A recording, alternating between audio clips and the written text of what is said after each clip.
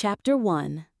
The boxed ad in the opportunity section of the Kardon Journal of Allied Medical Sciences stood out like a cut diamond in a handful of gravel. Wanted, it read, veterinarian for residency in active livestock operation. Single recent graduate preferred. Quarters and service furnished. Well-equipped hospital. 5-year contract, renewal option, starting salary 15,000 cred per annum with periodic increases. State age, school, marital status, and enclose recent tri-dye with application. Address box V9, this journal. Jac Kennon read the box a second time. There must be a catch to it. Nothing that paid a salary that large could possibly be on the level. 15,000 a year was top pay even on beta, and an offer like this for a new graduate was unheard of, unless Kardon was in the middle of an inflation. But Kardon wasn't. The planet's financial status was A1. He knew. He'd checked that immediately after landing. Whatever might be wrong with Kardon, it wasn't her currency. The rate of exchange was 1.2-1 Baden. A 5-year contract? That would be 75,000. Figure 3,000 a year for living expenses, that would leave 60, plenty of capital to start a clinic.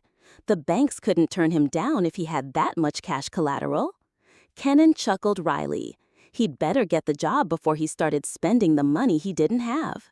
He had 231 credits plus a few halves, tenths, and hundreds, a diploma in veterinary medicine, some textbooks, a few instruments, and a first-class spaceman's ticket. By watching his expenses, he had enough money to live here for a month, and if nothing came of his efforts to find a job on this planet, there was always his spaceman's ticket and another world. Another world. There were over 6,000 planets in the Brotherhood of Man. At 2 months per planet, not figuring transit time, it would take more than 1,000 galactic standard years to visit them all, and a man could look forward to scarcely more than 500 at best.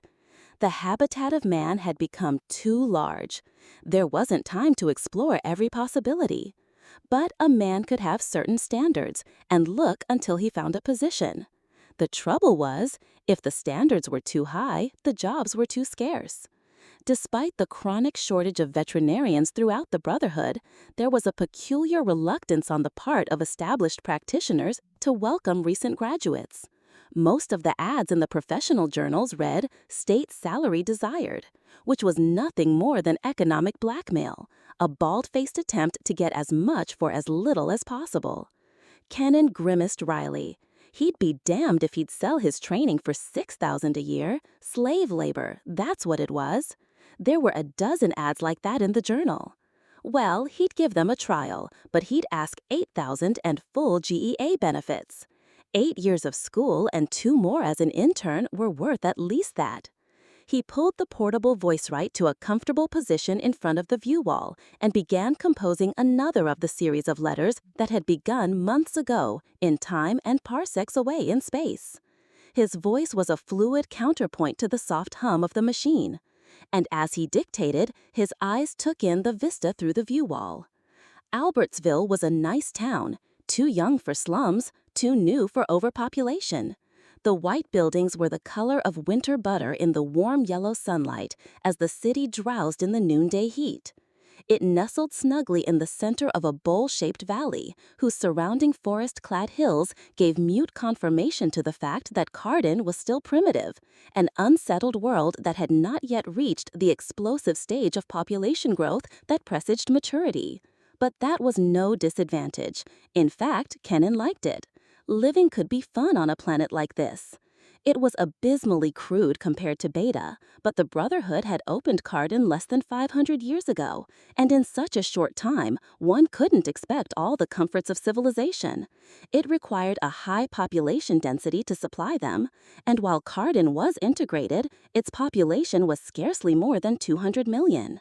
It would be some time yet before this world would achieve a Class I status. However, a Class II planet had some advantages. What it lacked in conveniences, it made up in opportunities and elbow room.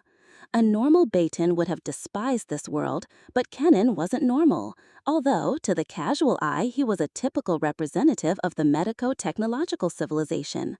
Long-legged, fair-haired, and short-bodied with the typical Baton squint that left his eyes mere slits behind thick lashes and heavy brows. The difference was internal rather than external. Possibly it was due to the fact that his father was the commander of a shortliner, and most of his formative years had been spent in space. To Kennon, accustomed to the timeless horror of hyperspace, all planets were good, broad, open places where a man could breathe unfiltered air and look for miles across distances unbroken by dually bulkheads and safety shields. On a planet, there was spaciousness and freedom, and after the claustrophobic confinement of a hypership, any world was paradise. Kennon sighed, finished his letters, and placed them in the mail chute. Perhaps this time there would be a favorable reply.